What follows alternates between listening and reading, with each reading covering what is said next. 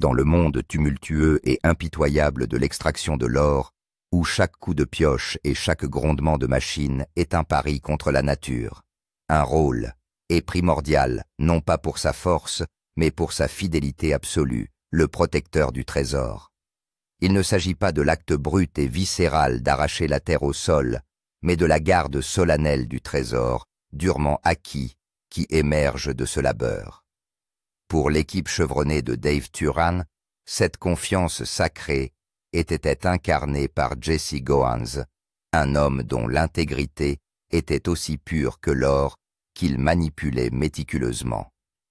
Il était la sentinelle tranquille et inébranlable, à qui l'on confiait chaque once scintillante, chaque flocon, représentant des semaines, des mois parfois, des années d'efforts ardus, d'espoirs incessants et de sacrifices profonds. Puis un jour s'est levé, qui allait à jamais jeter une ombre sur le paysage accidenté de la mine de Box Creek. Il a commencé comme n'importe quel autre une symphonie d'ambition et de persévérance. Mais à la fin, l'homme qui avait gardé l'or avec tant de diligence, l'homme dont les mains fermes et le regard inébranlable étaient les derniers arbitres de leur succès, n'a pas pu lui-même être sauvé. Il s'est effondré sur le plateau, un point de ponctuation soudain et brutal dans le récit implacable de leur vie, et la tragédie a été immédiate, brûlante et indéniable. Ce qui n'a pas été immédiat, en revanche, ce sont les réponses. La rapidité terrifiante de sa mort n'a eu d'égal que le silence déconcertant qui a suivi.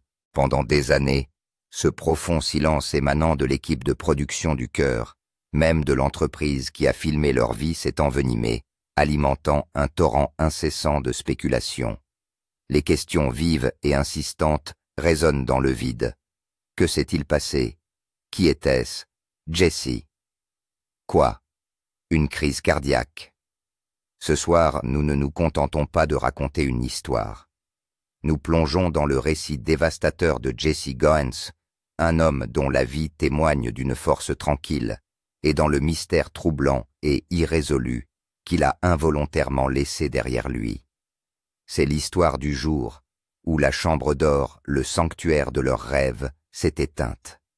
Cela n'était pas censé se produire. Pas comme ça, et surtout pas à Jesse. La matinée du 18 août 2020 s'est déroulée selon la cadence familière presque rituelle d'une journée à la mine de Box Creek dans le Colorado. Il ne s'agissait pas simplement d'une toile de fond pour une émission de télévision, mais d'une force élémentaire d'un creuset à la fois époustouflant et brutal. Situé à une altitude stupéfiante, à des milliers de pieds au-dessus du niveau de la mer, l'air lui-même était un défi, mince, mordant et décuplant chaque tâche physique, un test implacable de l'endurance humaine. Les caméras omniprésentes tournaient, capturant chaque perle de sueur et chaque lueur d'espoir. Les machines lourdes rugissaient de leur chant guttural, un battement de cœur métallique contre la vaste étendue sauvage et indifférente. Le rythme familier et dangereux d'une exploitation aurifère à plein régime battait son plein dans un bruit de tonnerre. Je crois que Jesse conduit ce camion de transport plus vite que son propre camion, a plaisanté un jour un collègue témoignant ainsi de son énergie débordante. Il n'en fait qu'à sa tête. Je suis d'accord. Jesse Goans, le vénéré opérateur de la salle d'extraction de l'or âgé de 60 ans, était précisément là où il devait être. Ses mains calleuses par la vie et habiles par l'expérience se déplaçaient avec une grâce exercée, affinée, au fil des mois, nettoyant et pesant méticuleusement l'or de la journée. Un sourire tranquille, presque béatifique, se dessinait souvent sur ses lèvres, témoignant d'une profonde satisfaction dans la transformation de la terre brute en un trésor étincelant. Il était l'œil du cyclone, l'encre calme et méthodique au milieu de la tempête frénétique et souvent chaotique de l'opération. Pourtant, alors que la lumière du jour commençait à décliner à contre-cœur et que le ciel majestueux du Colorado passait d'un bleu éclatant à des nuances de plus en plus profondes de violet et de noir, l'atmosphère sur le plateau a changé. Le ronronnement industrieux de l'usine de lavage, le pool régulier de leur ambition, a été brusquement remplacé par le son glaçant et désorientant de la panique pure et simple. Jesse Goins, le gardien inébranlable, a été retrouvé inconscient sur le sol, près de la salle de l'or, le sanctuaire intérieur, où il pratiquait son alchimie, transformant de simples saletés en richesses scintillantes et tangibles. C'est un membre de l'équipage qui a fait cette découverte dévastatrice. Jesse ne réagissait plus du tout, sa force tranquille s'étant soudainement éteinte. Il est presque impossible de comprendre le chaos qui s'ensuivit. Sur un plateau de tournage isolé, à des kilomètres du semblant de civilisation, le plus proche, chaque tic-tac de l'horloge se transforme en éternité. Chaque seconde est critique. Chaque décision est lourde de conséquences monumentales. Les médecins du site formé pour les urgences sont sur lui, en un instant leurs mouvements se confondant avec l'urgence du désespoir. Les radios crépitent, relayant les appels frénétiques des secouristes à travers la vaste étendue vide. La réanimation a été administrée avec une urgence désespérée, presque frénétique.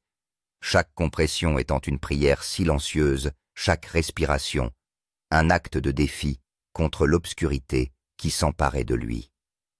Ses coéquipiers, ces hommes forgés en famille, par les épreuves et les triomphes partagés, regardaient avec une incrédulité horrifiée, leurs visages gravés d'un chagrin trop profond pour être décrits avec des mots.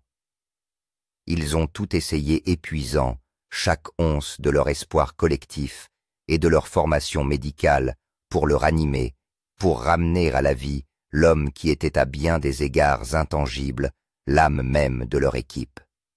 Mais cela n'a servi à rien. L'étincelle vibrante qu'était Jesse n'a jamais repris vie. Il n'a jamais repris conscience. Il a été tragiquement déclaré mort plus tard dans la soirée, à l'hôpital voisin, la confirmation stérile, contrastant fortement avec la beauté sauvage et indomptée des montagnes où il avait passé ses dernières heures. Le premier mot, une traînée de poudre malvenue, s'est répandu avec une rapidité dévastatrice. Il avait subi un accident cardiaque massif.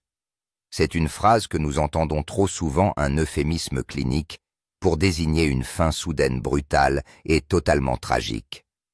Je me suis retourné, j'ai regardé, et il était allongé juste là, se souvient un membre de l'équipe, la voix encore brisée par le souvenir. J'ai immédiatement crié « Pas de douf, pas de douf !» Ils ont appelé une ambulance. Ils ont appelé l'infirmier qui a immédiatement commencé la réanimation cardio-pulmonaire. Nous n'avons rien obtenu. Pour Jesse, un homme si vibrant, si robuste, si plein de vie quelques heures auparavant, l'explication semblait creuse, insuffisante, un murmure contre le tonnerre de leur perte. Et c'est là que l'histoire, déjà empreinte de tristesse, prend une tournure étrange et inquiétante. Au lendemain de cette tragédie, aucun rapport d'autopsie n'a été rendu public. Les conclusions officielles du médecin légiste n'ont jamais été communiquées au monde qui l'adorait. La famille endeuillée, enfermée dans son chagrin privé, a choisi de ne pas publier de déclaration détaillée, son silence étant un bouclier contre toute nouvelle intrusion. Et la chaîne, l'entité puissante derrière les caméras, n'a rien offert de plus que des condoléances standards et passe-partout. Juste le silence. Un vaste silence qui résonne troublant. Pour les millions de fans qui en étaient venus à adorer Jesse, attirés par sa chaleur authentique et sa dignité tranquille, et pour l'équipe qui l'aimait comme un frère, cette profonde absence de réponse n'a fait qu'approfondir le chagrin d'amour et envelopper le mystère d'un brouillard perplexe. C'est une ironie particulière quand on y réfléchit. Dans un monde entièrement dévoré par la télé-réalité où chaque regard fugace, chaque mot prononcé, chaque petite escarmouche est méticuleusement capturé, catalogué et diffusé pour la consommation publique, le détail le plus critique, le plus dévastateur de tous, la raison pour laquelle un membre bien-aimé de la troupe a été si soudainement et irrévocablement perdu, et est resté un secret impénétrable. Le fait que cela se soit produit précisément pendant le tournage n'a fait qu'amplifier le sentiment d'inquiétude. Les caméras étaient là, les objectifs dévorant chaque instant avec avidité. L'équipe était là témoin du drame qui se déroulait. Jesse était là indéniablement vivant et rayonnant de son sourire caractéristique et contagieux. Et puis, il n'était plus là. Non. Je l'ai entendu dans sa voix. J'espère que tout le monde va bien. Les échos de l'inquiétude d'un autre membre de l'équipe enregistrée ont servi de prémonition obsédante. Ce qui me fait peur, c'est Shelly ou Jesse. L'esprit humain aux prises avec l'impensable cherche instinctivement un sens des causes, tout ce qui peut donner un sens à l'insensé. Il ne sert à rien de penser à ce qui pourrait être, car nous ne savons pas. On ne peut pas s'énerver. Pourtant, cette proximité glaçante avec la tragédie, le fait qu'elle se soit déroulée sous l'œil aveugle des caméras, a soulevé toute une série de questions gênantes et percutantes. Était-ce la pression extrême et incessante inhérente au tournage d'une émission de télé-réalité aux enjeux considérables? Était-ce l'épuisement physique pur et simple, le labeur harassant de travailler jour après jour à une altitude étonnante de plus de 9000 pieds, où chaque respiration est un effort conscient et où l'air même conspire contre vous? Y avait-il des signes avant-coureurs subtils aussi fugaces ou apparemment insignifiants, soit-ils qui ont été tragiquement négligés, balayés par la poussée implacable et impitoyable de la production? Tout ce que l'on savait avec une certitude absolue et écrasante, c'est qu'une minute, Jesse était plongé dans le travail, qu'il aimait ses mains, séparant habilement l'or de la crasse, et que la minute suivante, il avait disparu de ce monde, un esprit paisible emporté trop tôt. Dave Turan, le chef résolu de l'équipe, et plus profondément un ami très cher, a révélé plus tard le détail déchirant qu'il a été la toute première personne à atteindre Jesse. L'homme qui avait placé sa confiance en Jesse, lui confiant le rôle le plus vital et le plus vulnérable de toute son équipe, était aussi celui qui l'avait tenu bercé dans ces moments déchirants et ultimes. Dave s'est battu avec toutes les fibres de son être pour le ramener, pour l'arracher aux griffes de la force obscure qui l'avait emporté. Il s'est battu pour lui dans une bataille désespérée et courageuse contre un adversaire invisible. Mais comme il l'a écrit plus tard dans un hommage bouleversé et profondément émouvant, Dieu avait un autre plan. Le reste de l'équipe, cette famille hétéroclite mais très unie, a été complètement brisé, son monde s'est fracturé en morceaux irréparables. Il ne s'agissait pas de simples collègues d'individus réunis par une description de poste commune. Il s'agissait d'une famille forgée dans le creuset de la boue de la sueur des rêves partagés et de la compréhension profonde que l'on ne peut obtenir qu'en affrontant ensemble des défis extrêmes. La production s'est arrêtée immédiatement et brutalement. La mine, autrefois bruyante et dynamique, habituellement animée par la symphonie de l'industrie, est tombée dans un silence anormal et oppressant. Tout ce qui restait, tout ce qui résonnait dans les vallées désormais immobiles, c'était le profond chagrin collectif. Mais ce qu'aucun d'entre eux n'a peut-être pleinement réalisé dans les affres de leur désespoir, c'est que la présence tranquille et discrète de Jesse avait été une force fondatrice, une poutre invisible qui maintenait toute l'équipe unie. C'était un homme à la fois tranquille et inébranlable, une ancre spirituelle. Il ne s'est pas contenté de traiter l'or. D'une manière profonde, presque mystique, il lui a insufflé une âme. Pour vraiment saisir le poids monumental et écrasant de la perte de Jesse Goins, il faut aller au-delà des faits de son décès et plonger dans l'essence même de ce qu'il était pour l'équipage du Gold Rush. « Nous avons perdu un frère », a déclaré un membre de l'équipage en larmes. Un membre de la famille qui comptait beaucoup pour nous. C'était l'heure de Dieu. Nous n'aurions rien pu faire, les gars. Ces mots prononcés avec l'angoisse brute d'une âme en deuil soulignent la profondeur de leur lien. Sur le papier, le titre de son poste était d'une simplicité trompeuse, opérateur de la salle d'extraction de l'or de la mine, perdu de Dave Turan. Ses responsabilités officielles étaient claires. Il était la personne méticuleuse chargée du nettoyage, de la séparation précise et de la pesée exacte de chaque minuscule paillette étincelante que l'équipe arrachait laborieusement à la terre impitoyable. Mais dans la réalité tangible et souvent brutale de la mine, Jesse Goins était bien plus qu'un simple technicien maniant une balance. Il était par essence la boussole morale, la conscience tranquille de l'ensemble de cette opération aux enjeux considérables, dans un secteur en proie à l'impitoyable concurrence où les personnalités bruyantes et tapageuses sont souvent à l'honneur et où les drames explosifs conçus pour la télévision sont monnaie courante. Le monde de Jesse offrait un contraste saisissant et rafraîchissant. C'était un royaume de précision méthodique, calme et presque zen.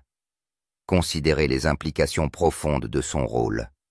Chaque pépite d'or, chaque flocon scintillant, chaque pièce précieuse de leur salaire potentiel, l'incarnation même de leur avenir et de leurs espoirs, passait entre ses mains.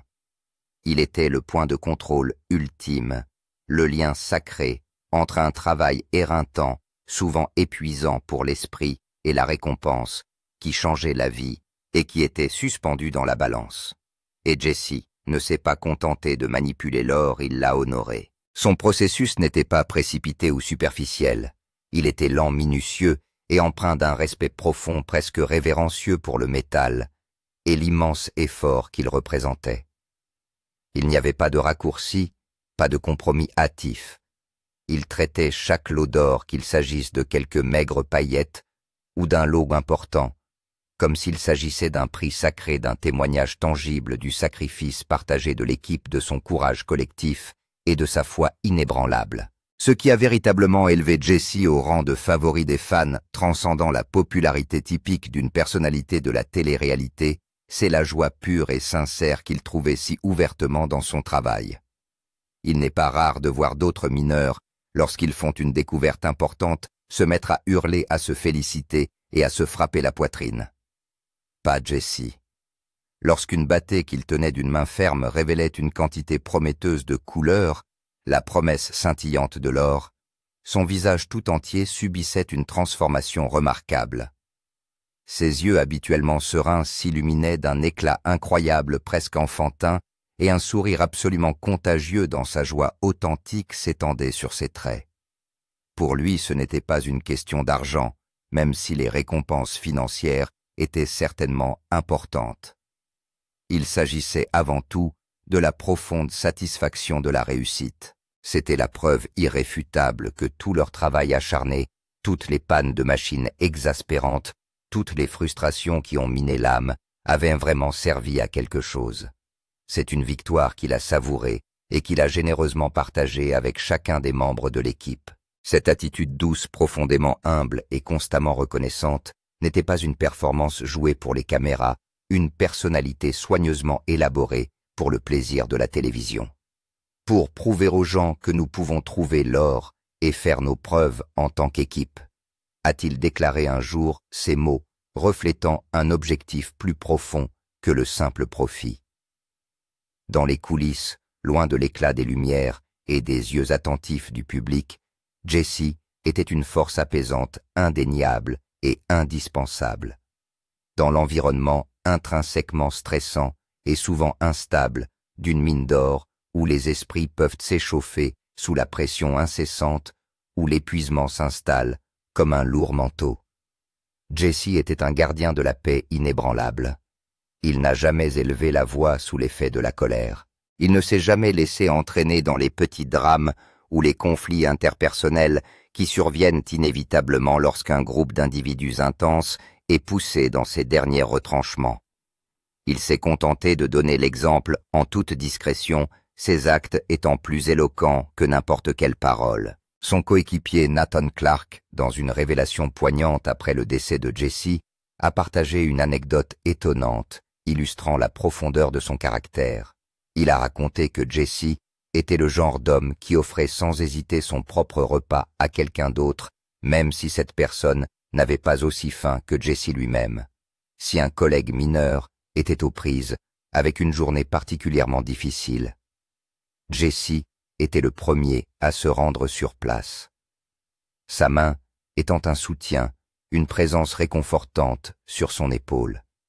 Il était le confident discret, l'auditeur empathique, la présence stable que vous recherchiez lorsque vous aviez simplement besoin que quelqu'un vous écoute, sans jugement, ni interruption.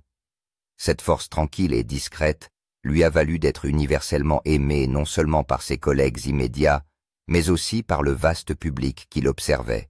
En l'espace de 15 épisodes seulement, Jesse Goins a réussi à laisser un impact bien plus important et durable que celui que de nombreuses stars de la télé-réalité obtiennent en 10 saisons complètes. Les fans ne l'ont pas vu comme une célébrité lointaine, mais comme un oncle préféré, un voisin sage et bienveillant, quelqu'un d'authentiquement bon et digne de confiance. Il a apporté un sens de l'équilibre à une émission qui, de par sa nature même, était axée sur les risques audacieux, l'ambition implacable et le frisson de la poursuite. Alors que d'autres poussaient constamment leur machine et leur budget jusqu'à la limite absolue, Jesse, par ses actions et sa présence discrète, a servi de rappel doux, mais puissant de la véritable raison fondamentale pour laquelle ils étaient tous là, honorer le travail et être profondément reconnaissants pour la récompense, qu'elle soit petite ou grande. Sa foi profonde et personnelle constituait une part incommensurable de cette perspective profonde. Jesse était sans aucun doute un homme profondément spirituel, bien qu'il n'ait jamais prêché ou fait du prosélytisme au sujet de ses croyances. Il n'y avait pas besoin de mots. On pouvait simplement le voir tisser dans le tissu même de sa façon de vivre. Il considérait chaque jour comme une bénédiction imméritée, un cadeau précieux, et chaque butin d'or, quelle que soit sa taille, comme une manifestation tangible de cette grâce divine, un don d'une puissance supérieure. Son cœur n'était pas seulement investi dans la promesse scintillante de l'or. Il était plus important et plus profond investi dans les gens qui l'entouraient, dans les liens de camaraderie et dans l'expérience humaine partagée. Mais alors que l'équipe et même la vaste légion de ses fans pleuraient collectivement cet homme incroyable et irremplaçable, le silence persistant de la chaîne a commencé à se transformer d'une simple absence en quelque chose d'assourdissant, d'oppressant. Des murmures ont commencé à circuler étouffés et inquiets dans les montagnes escarpées, se répercutant sur les forums en ligne et les conversations privées. Un décès soudain sur un plateau de tournage diffusé à l'échelle nationale, sans rapport officiel, sans cause précise, sans réponse concrète et surtout sans véritable sentiment d'apaisement. Dans ce vaste vide à court d'informations, des théories sauvages et variées ont commencé à prendre racine et à s'épanouir de manière grotesque. Dans les heures déchirantes et les jours sombres qui ont immédiatement suivi la perte tragique de Jesse Goins, l'onde de choc initiale de sa disparition a fait place à une recherche insistante, presque désespérée de réponses. Il a changé nos vies. Il a fait partie de notre équipe, peut-on lire dans un hommage sincère, soulignant l'impact personnel qu'il a eu sur ses proches. Les fans et les amis confrontés à la soudaineté et à l'absence d'explication ont parcouru toutes les sources disponibles. Articles de presse, flux de médias sociaux, forums, en ligne, dans l'attente d'une mise à jour officielle, d'une explication concrète qui apporterait un peu de compréhension, un minimum de paix. Mais elle n'est jamais venue. Au-delà de la déclaration de condoléances laconique, brève et ouvertement formelle de la chaîne et des hommages indéniablement sincères de ses collègues en deuil, aucun détail médical n'a été fourni. Aucun résultat d'autopsie, l'explication scientifique définitive de sa mort, n'a jamais été rendu public. Il n'y a eu qu'un silence profond et impénétrable qui paradoxalement a été plus fort et plus troublant que n'importe quelle explication détaillée n'aurait pu l'être. Vous comprenez la condition humaine lorsqu'un vide d'information est créé, lorsque les canaux officiels restent obstinément muets, la spéculation souvent alimentée par le chagrin et l'anxiété se précipite avec une force presque primitive pour le combler. Les forums en ligne et les groupes de médias sociaux dédiés qui regorgent de fans inquiets ont explosé sous une avalanche de questions urgentes, chacune d'entre elles tentant de percer le voile du secret. S'agissait-il vraiment d'un accident cardiaque, une expression fourre-tout qui semblait inadéquate pour expliquer une perte aussi soudaine et vibrante? Jesse souffrait-il d'une maladie préexistante, peut-être non révélée, que la nature brutale et exténuante du travail à haute altitude avait tragiquement poussé au-delà de son point de rupture? Ou y avait-il quelque chose d'unique à propos de cette journée fatidique à la mine de Box Creek, une confluence de facteurs environnementaux et des forces physiques qui avait créé par inadvertance une tempête parfaite et mortelle? Les fans animés par une profonde affection pour Jesse et un désir ardent de vérité ont commencé à jouer le rôle de détectives amateurs, reliant méticuleusement les points disponibles. Ils ont souligné avec une fréquence et une inquiétude croissantes l'altitude extrême et pénalisante du site minier du Colorado, un facteur bien connu pour imposer une pression sérieuse, souvent sous-estimée sur le système cardiovasculaire humain en particulier, pour une personne âgée de 60 ans.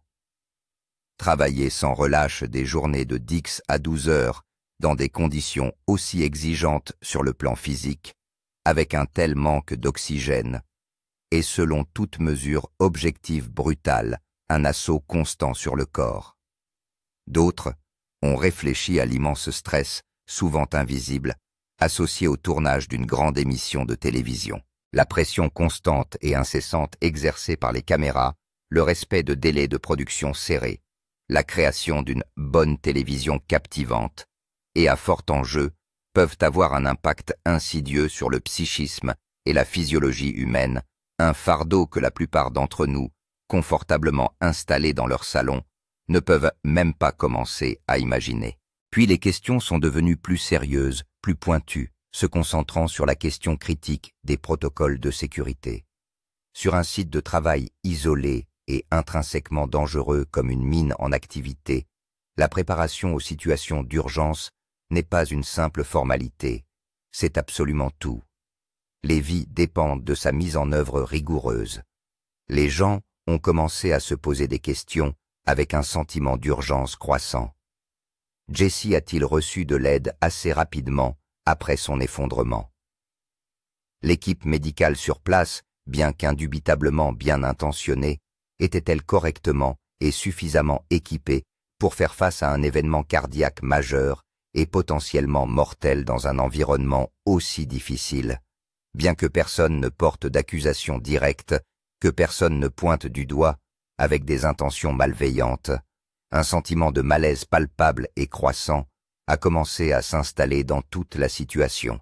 On avait l'impression que trop peu d'informations étaient partagées et que le sujet profond du décès soudain de Jesse était balayé presque discrètement beaucoup trop rapidement. Il s'agit d'une situation difficile et délicate, car d'une part il existe un impératif éthique naturel de respecter la vie privée de la famille en deuil pendant la période la plus vulnérable qu'elle traverse.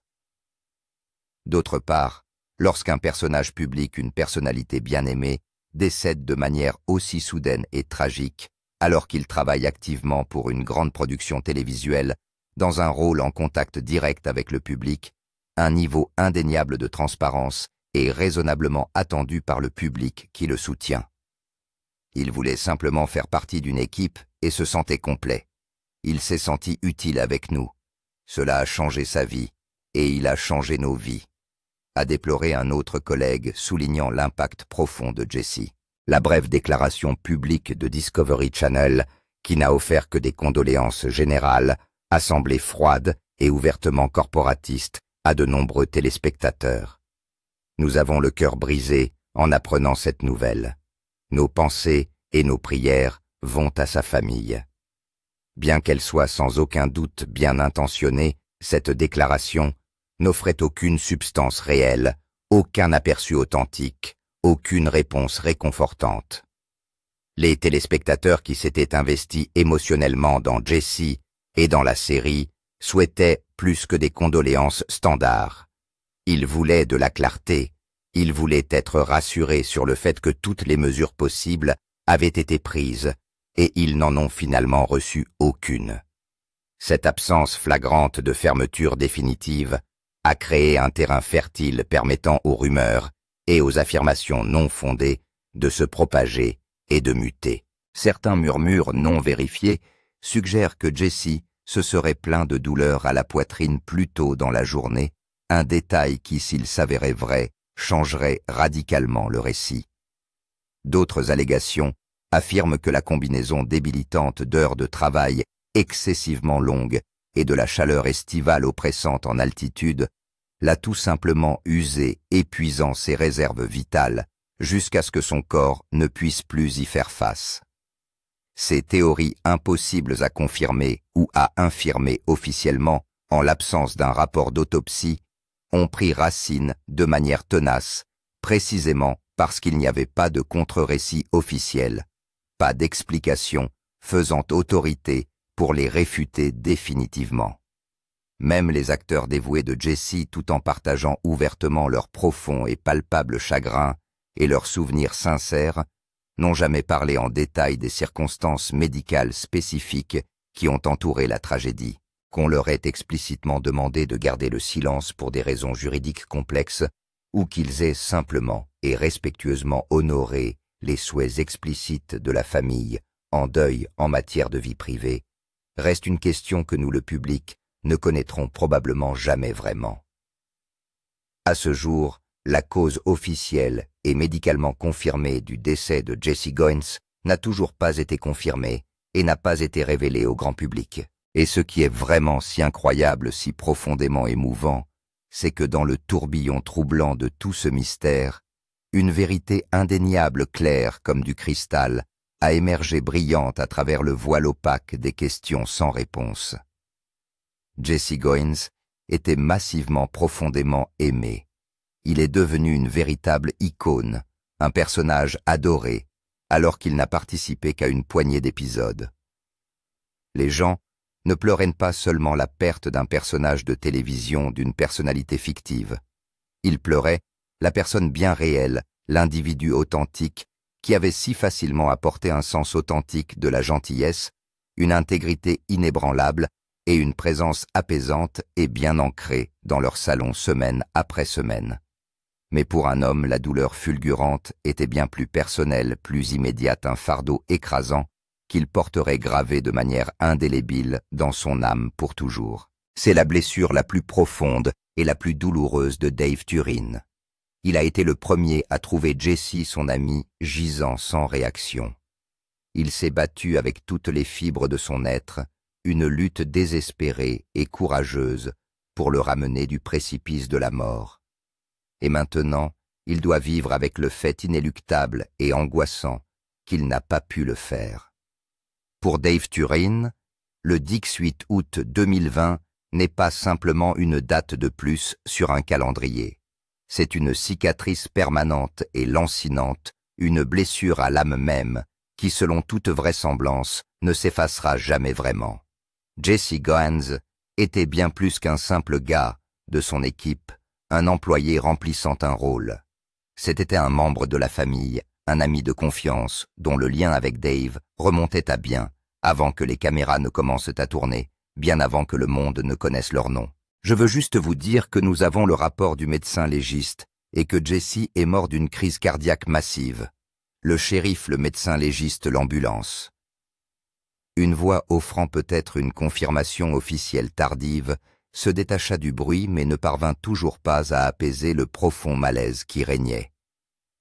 Dave avait confié à Jesse la partie la plus critique, la plus vulnérable et la plus dépendante de l'intégrité de toute son opération, la salle de l'or, précisément parce qu'il lui faisait implicitement confiance, non seulement pour son or, mais aussi pour son gagne-pain, ses rêves, son avenir.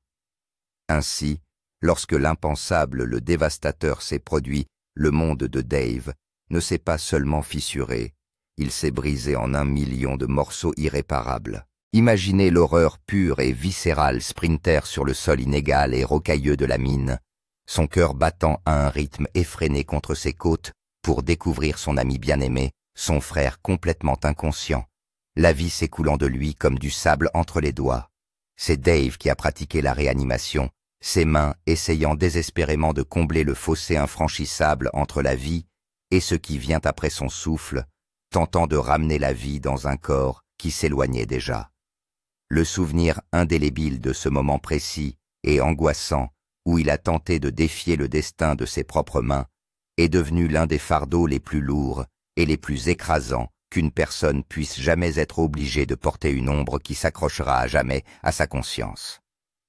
Le traumatisme brut et implacable ne s'est pas évaporé comme par magie à la fin de cette horrible nuit. L'ensemble de la production s'est arrêté non pas en raison de complications logistiques ou d'une interruption planifiée, mais en raison d'un chagrin pur, inaltéré et brut qui imprégnait tous les aspects de leur être. Pour Dave, la mine elle-même, le spectacle pour lequel il s'était donné corps et âme, se sentait désormais profondément vide, un monument vide à la mémoire d'une vie tragiquement interrompue. Il ne pleurait pas seulement la perte d'un acteur, d'un collègue. Il pleurait un frère, une ancre spirituelle, dont la foi tranquille et inébranlable avait été de tant de façon subtile la force silencieuse qui les maintenait tous stables au milieu des tempêtes de la vie et de la poursuite incessante de l'or. Dans les interviews qui ont suivi, la douleur profonde et inébranlable était encore indéniablement présente, un tremblement brutal dans sa voix, une blessure émotionnelle qui refusait de cicatriser. À l'écran, le leader, autrefois intensément motivé et franc, était nettement plus calme, son exubérance habituelle remplacée par une réflexion sombre, un rappel constant et tacite des tragédies qui perdurent racontées à jamais dans les profondeurs hantées de ses yeux. Quels sont les souvenirs les plus marquants que vous gardez de Jesse Goins? Et à la suite de toutes les questions qui subsistent et du silence persistant, croyez-vous vraiment que l'histoire complète et sans phare de son décès n'a jamais été ou ne sera jamais complètement racontée au public? Veuillez partager vos pensées et vos réflexions dans la section des commentaires ci-dessous, en engageant un dialogue qui cherche à comprendre et à se souvenir d'un homme remarquable. Et n'oubliez pas d'aimer notre chaîne et de vous y abonner pour découvrir d'autres histoires qui content des histoires qui plongent sous la surface, explorant les expériences humaines profondes qui façonnent nos vies. L'absence de récit officiel a continué de s'envenimer non seulement pour le public, mais aussi pour l'équipage lui-même. La camaraderie qui avait été leur fondement est désormais teintée d'une fragilité délicate et tacite. Chaque rire semblait un peu moins chaleureux, chaque succès un peu plus doux amer. L'or qu'ils extrayaient, autrefois source de pure jubilation, avait désormais un poids subtil, témoignage silencieux de l'homme dont les mains avaient autrefois béni chaque paillette. Dave, en tant que dirigeant, a ressenti une nouvelle forme de pression, non seulement pour trouver de l'or, mais aussi pour guider sa famille en deuil dans un paysage émotionnel criblé de mines de chagrin et de questions sans réponse. Il savait intimement que la guérison n'était pas une destination mais un voyage, et que ce voyage allait être long, ardu et marqué par un perpétuel sentiment d'inachevé. L'impact de la mort de Jesse s'est étendu au-delà de la production immédiate. Il s'est répercuté sur l'ensemble de la franchise ruée vers l'or, jetant un voile sur la nature festive de l'extraction de l'or. Les fans habitués aux triomphes et aux échecs des mineurs étaient désormais confrontés à la dure et sobre réalité de la vie et de la mort dépouillée de tout le lustre de la télé-réalité. Cela a provoqué un moment d'introspection collective, incitant les téléspectateurs à réfléchir au coût humain qui se cache derrière la façade étincelante du divertissement télévisé. Pour beaucoup, Jesse est devenu le symbole des héros méconnus de ces productions, des individus dont l'authenticité et la dignité tranquille brillent souvent plus fort que le drame fabriqué. Son héritage ne s'est pas construit sur des confrontations dramatiques ou des découvertes spectaculaires, mais sur l'impact simple et profond de son caractère authentique. Les spéculations, bien que souvent bien intentionnées, ont créé leur propre effet d'entraînement. Si elles ont permis de perpétuer la mémoire de Jesse, elles ont aussi involontairement alourdi le fardeau de la famille, l'obligeant à vivre son deuil privé sous un microscope public. Chaque théorie en ligne, chaque question chuchotée aussi empathique, soit-elle était un nouveau rappel de la tragédie et de l'absence de fermeture officielle. Elle a mis en évidence l'équilibre délicat entre l'intérêt public et le chagrin privé, une tension que la télé-réalité, de par sa nature même, exacerbe souvent. La chaîne prise entre le respect de la vie privée et la gestion de la perception du public a choisi la voie d'une divulgation minimale, une décision qui, bien que compréhensible du point de vue de l'entreprise, a involontairement amplifié les appels à la transparence. Le parcours de Dave Turan dans les mois et les années qui ont suivi la mort de Jesse est devenu une intrigue secondaire poignante en soi. Il a continué à extraire animé par la même passion qui l'avait toujours caractérisé, mais avec une sobriété nouvelle, une appréciation plus profonde de la nature éphémère de la vie. La salle d'extraction, qui était autrefois le domaine de Jesse, était devenue un espace sacré, imprégné de son esprit. Tout nouvel opérateur de la salle d'or, quel que soit son niveau de compétence, serait à jamais comparé à la précision tranquille et respectueuse de Jesse Goins. Son absence était une présence tangible, un rappel constant de la fragilité de la vie et du pouvoir durable des liens humains. Le spectacle a continué comme la vie le fait souvent, mais il n'a jamais été tout à fait le même.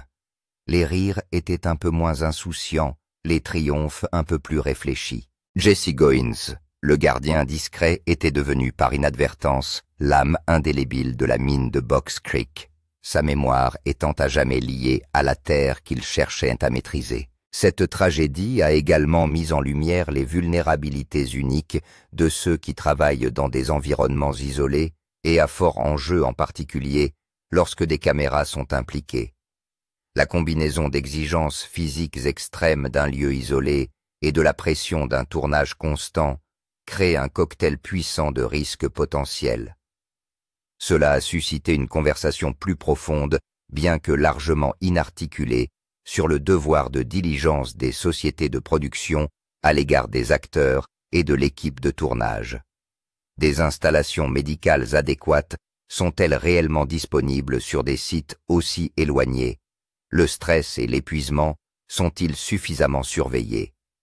Ces questions, bien qu'elles n'aient pas trouvé de réponse définitive, dans le cas de Jesse, sont restées dans l'air, soulignant les implications plus larges de son décès soudain. En fin de compte, l'histoire de Jesse Goins est une tapisserie complexe, tissée avec des fils de dignité tranquille, de pertes profondes, de mystères durables et de la force inébranlable des liens humains. C'est un homme qui, en un instant fugace à l'écran, s'est gravé dans le cœur de millions de personnes, non pas par de grands gestes ou des déclarations dramatiques, mais par l'authenticité même de son personnage. Son sourire, son attitude calme, son respect pour le travail, telles sont les qualités qui ont résonné, créant un héritage bien plus riche que n'importe quel butin d'or. Les questions sans réponse qui entourent sa mort nous rappellent brutalement l'imprévisibilité de la vie et la nature, souvent insaisissable, de la fermeture. Pourtant, dans ce mystère même, une vérité puissante émerge l'homme tranquille. Le gardien de l'or a laissé un impact qui dépasse de loin le métal précieux qu'il protégeait. Il reste pour beaucoup un symbole durable d'intégrité de foi et du pouvoir profond et durable d'une vie bien vécue, même lorsqu'elle est tragiquement interrompue. Son héritage, plus que tout autre, témoigne du fait que la vraie richesse ne se trouve pas dans ce que l'on accumule, mais dans la façon dont on touche la vie des autres. La chambre d'or est peut-être devenue sombre ce jour-là, mais la lumière de Jesse Goins continue de briller comme un phare pour ceux qui se souviennent de sa force tranquille et de son esprit inébranlable.